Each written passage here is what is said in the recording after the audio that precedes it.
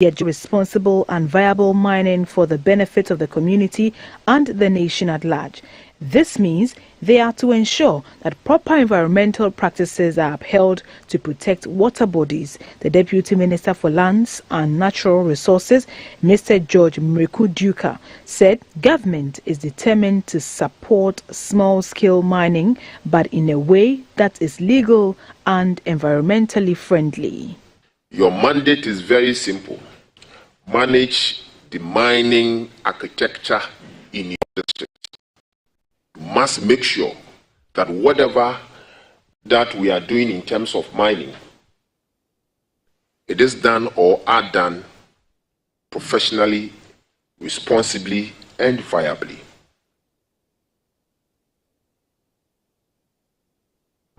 The Bono East region has inaugurated its Lands Commission office to see to effective land administration for sustainable development. The call was for residents not to litigate over land to boost investor confidence in the area.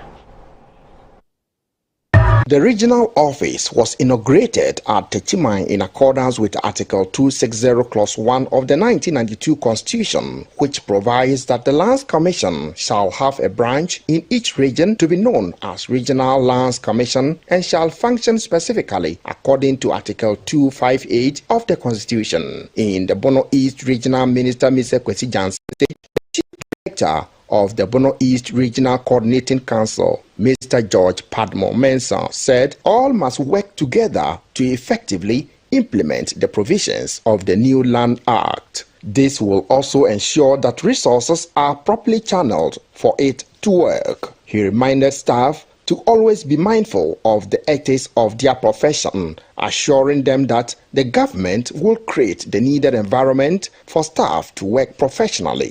There can be no sustainable development and there will be little or no willingness by both local and foreign investors to do business with us. The Bono East Regional Board Chairperson of the Lands Commission, Mrs. Amakudom Ajemai, announced plans of the Bono East Regional Lands Commission for a strategic multi-stakeholder sensitization, consultation and engagement in collaboration with identified partners. She said the commissioners and secretariat also recognize the urgent need to encourage people not to abandon the processes of documenting their land interest. Following the inaugurations, one of the key things we will be doing is to embark on a campaign that Operation Complete Your Land Documentation Process. The Acting Executive Secretary of the Lands Commission, Mr. James Dodson, says they are working to address bottlenecks impeding effective land administration and management in the country. This, he says, include decentralization, digitization, infrastructure development, operationalization of site plan, and addressing challenges regarding compensations. We have to be the magnet to attract the people of the region to come in to register their land transactions. The Deputy Minister for Lands and Natural Resources in charge of lands and forestry, Mr. Benito Owusu, called on the staff to dedicate all efforts in support of the government's agenda to digitize land administration in the country. He called for collaboration between staff and management of the Lands Commission to help in achieving its mandate. An efficient and decentralized land administration system will boost investor confidence in the new regions and ensure that efficient land administration service delivery is brought to the doorstep of every Ghanaian. The Ankobiahene of the Techimai Traditional Council, Nana Amponsa Yabua Takra II, said residents must take advantage of the office to register their lands. He said the chiefs in the region will collaborate with the Regional Coordinating Council to secure a permanent office for the Lands Commission. For GBC News, Samuel Ayama.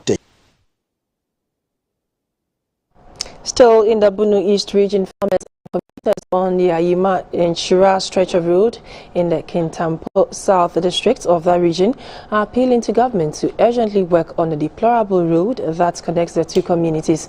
They say a good road will enable them transport their farm produce easily to the market. According to the residents in the area, the communities along that stretch are endowed with cash crops such as cashew, cassava, yam, among others, which can potentially propel the area's development. But the poor road network is a disincentive to development partners. Market women and inhabitants of these communities are the hardest hit by this situation, since vehicles conveying their goods refuse to go to the farms due to the bad road. A farmer, Mr. Ishaku Watara, told GBC News that commercial vehicles simply decline to come to communities in the area, by impacting negatively on their local economy.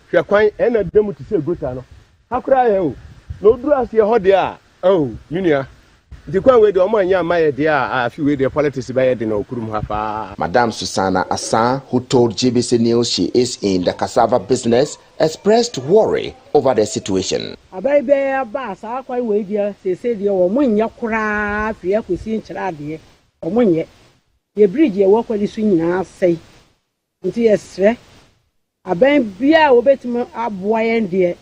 Mr. Yao Ado was equally worried over the bad road network in the area. A unit committee member in the area, Mr. Stephen Ej, said communities such as Botenso, Banda, Wenchi, and Subinso are always cut off from Anyima in the rainy season.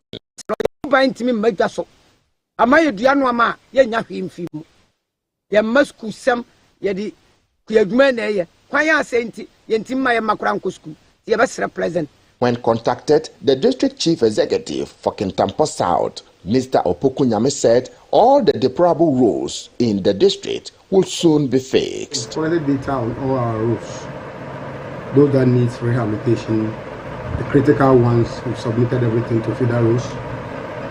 So we are waiting that we get approval for its construction. So we are seriously working on it.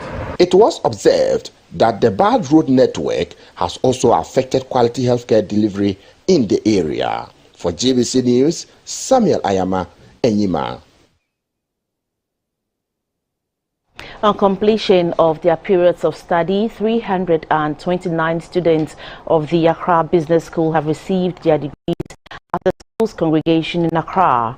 The new graduates were advised to take advantage of the digital economy, considering the training received, and to make a difference as they enter the world of work. 129 students earned their master's degrees in business administration, 92 masters of science in accounting and finance, 74 had their bachelor of science in administration, as well as United Kingdom level 6 extended diplomas. The Accra Business School over the years has given tutelage to students to become job creators with the aim of increasing income and reducing poverty, to foster economic development and democratic stability. In the Vice President's message to the group, the Director General of the Ghana Tertiary Education Commission, Professor Mohammed Salifu, advised the students to prioritize entrepreneurship to exploit economic opportunities in the economy. The digital economy ultimately improves the quality of life of people. The quality is value. Value is currency. I encourage you all to take advantage of the opportunities budding in Ghana's new and emerging digital economy as you follow your dreams and seize the entrepreneurial opportunities ahead.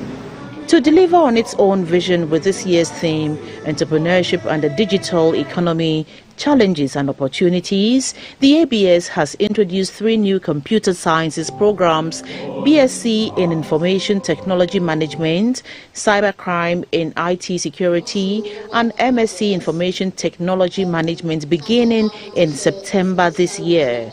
The founder of the school, Bishop Gideon Titiofe, explains its objective. The whole idea of these programs is to support the government's drive for a very strong digital economy. We believe that the next major job creation avenue is through the digital business environment. Samuel Kojo Zomelo and the overall best student for the 2022 academic year. Mrs. Nana Mahose shared their aspirations. When we started in the midst of coronavirus, it was all uncertainty. But today, God has been good. I'm carrying home a lot of awards. I'm so happy. And I'm grateful to my family, my wife, my parents. We were very... Tonight, I am very happy and I feel so much on top of the world. I want the ladies especially to know that everything is possible. Now what the men are doing, we are overdoing it. So they should just go out there. They shouldn't limit themselves. They shouldn't feel intimidated in any way. They should know that they are the best and go out. School is a prestigious Christian business school accredited to offer globally recognized postgraduate, undergraduate and professional programs. The school is an affiliate of the Kwame Nkrumah University of Science and Technology and Norwich University, UK. We have more news coming up. Please stay.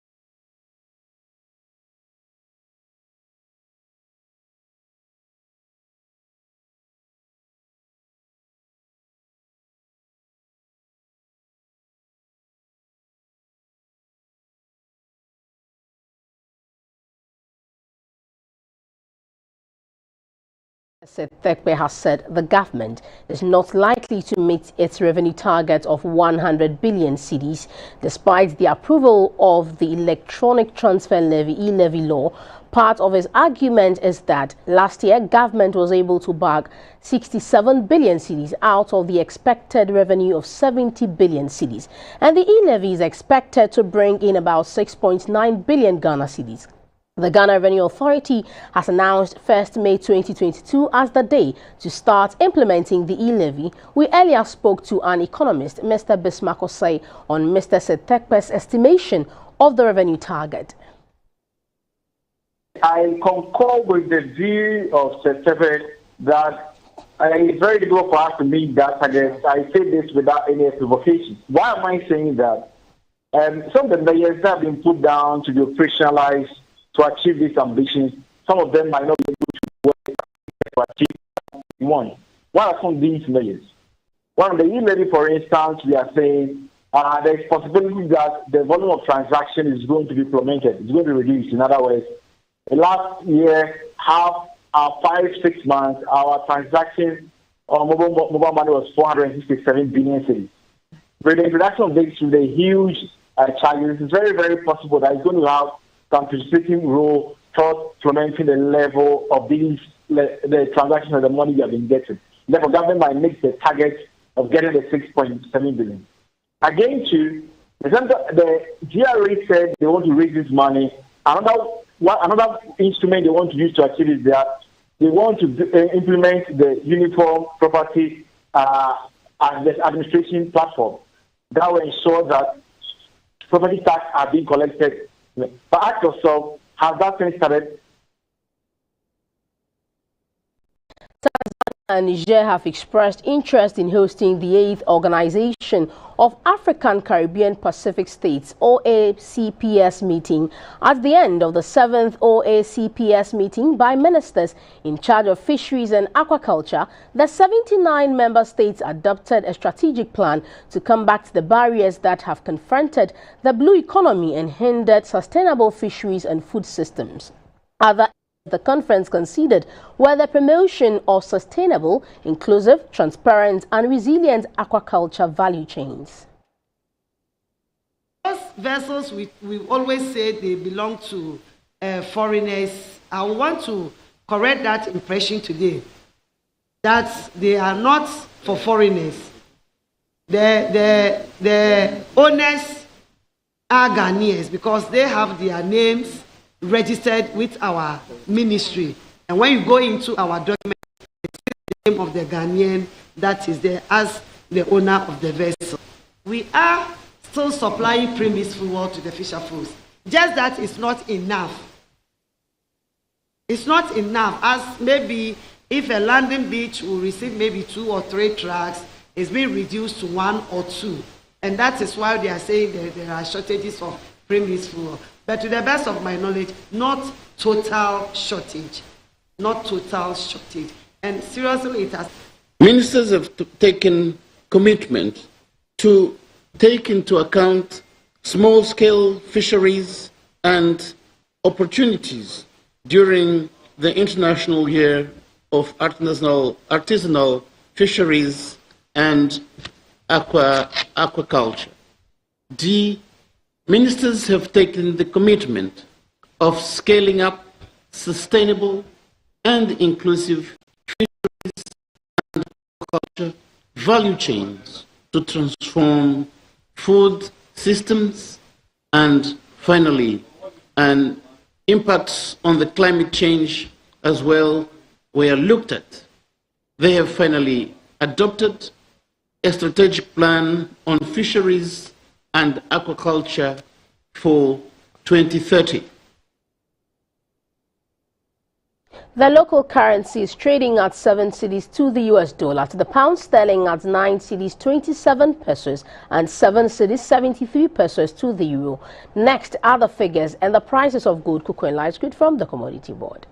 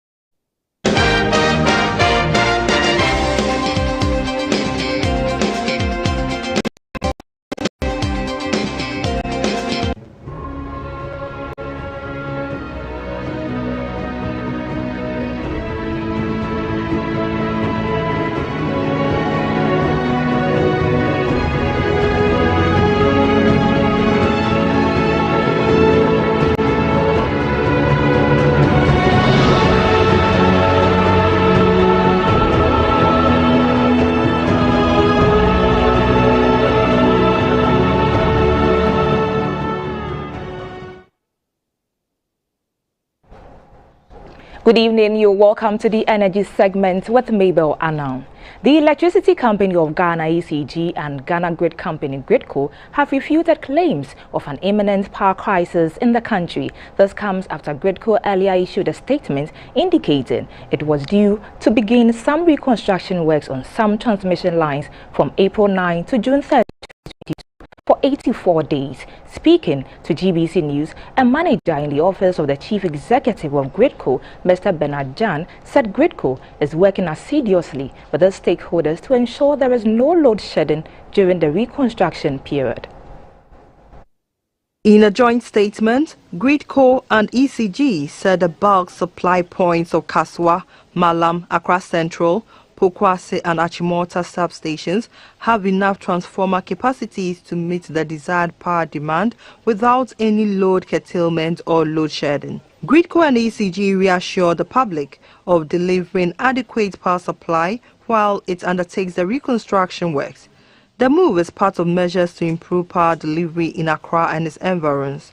Speaking to GBC News, a manager in the office of the Chief Executive of Gridco, Mr. Bernard Asante Jan, said Gridco is determined to work with its stakeholders to prevent any load shedding during the reconstruction period. We have had to review our implementation plan. We have had to engage other stakeholders to make sure that ECG, for example, is able to utilize its redundancies in their network to be able to supply everybody as we are even constructing this line.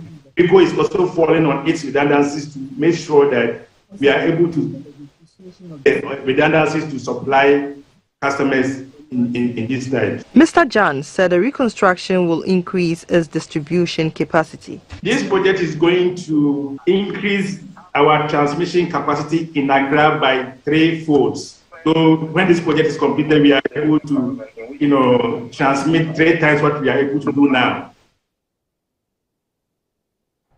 The bulk oil storage and transportation company BOST is challenging a finding by the State Interest and Governance Authority (SIGA) that it loss of 400 million cedis in 2020. According to BOST, net loss recorded for 2020 was 291 million cedis and not 400 million cedis as stated by SIGA.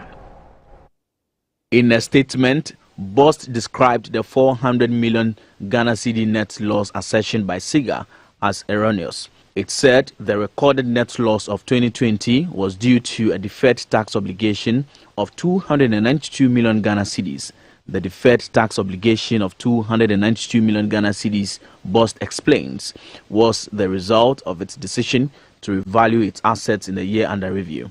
It added that a 15.6 million cedi reduction in the market value of its 20% stake in Goil contributed to the end 2020 net loss of 291 million Ghana cedis.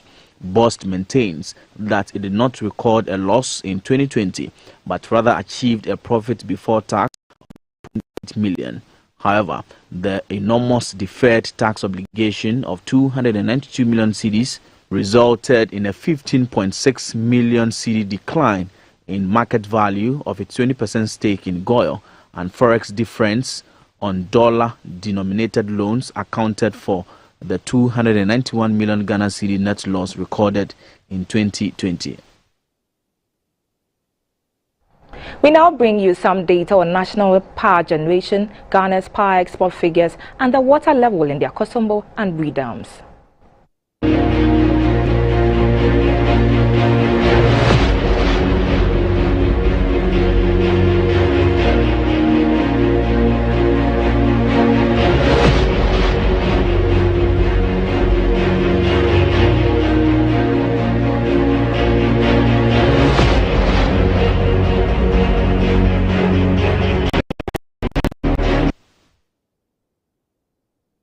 This is how we wrap up on the energy segment with Mabel Anang. There's more news to come. Please stay tuned.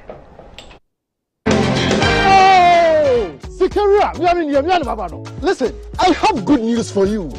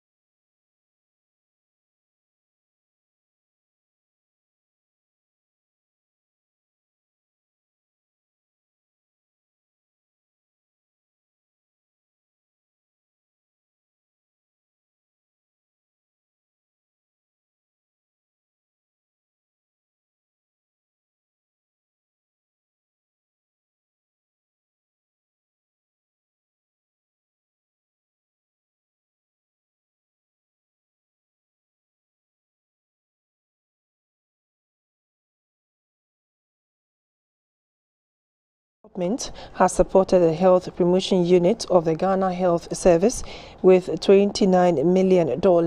This grant will enable the unit to accelerate its social and behavioral change interventions within 17 demarcated zones in Northern, Northeast, Upper East and Upper West regions. A report by Sarah Ofori. Maintaining progress in any key health indicator such as achieving open defecation-free environments, controlling malaria and infectious diseases, promoting nutrition, sanitation and hygiene, maternal and child health, family planning and sexual and reproductive rights, among other health interventions, requires social and behavioral change. These preventive efforts, in turn, reduce the incidence of morbidity and mortality. Although this falls under the purview of the Health Promotion Unit of the Ghana Health Service, poor infrastructure, poverty, socio-cultural and gender norms, as well as inequities, hinder efforts geared towards behavioral change. In many areas in the northern residents remain most rural, with poor access to infrastructural support contributing to poverty, poor social economic elasticity, unemployment, malnutrition, and low contraceptive prevalent rates. When combined with social, cultural, and gender norms and pressure, early marriage and childbearing, these factors hinder access to resources and the ability to make informed decisions or to seek health care. To enable the Health Promotion Unit to motivate the beneficiary communities to achieve the desired results in social and behavioral change, through its Accelerated Social and Behavioral Change Program, has given a $29 million shot in the arm to implement the 5-year program in the Northern, Northeast, Upper East and West regions. It will also build on the capacity of health workers under the Health Promotion Division. We may give individual resources and the information to make healthy choices, but unless we don't understand the factors that inhibit or motivate the adoption of the behavior, we will not make lasting behavior. A health segment of the news was brought to you by Lufat from Tobinco.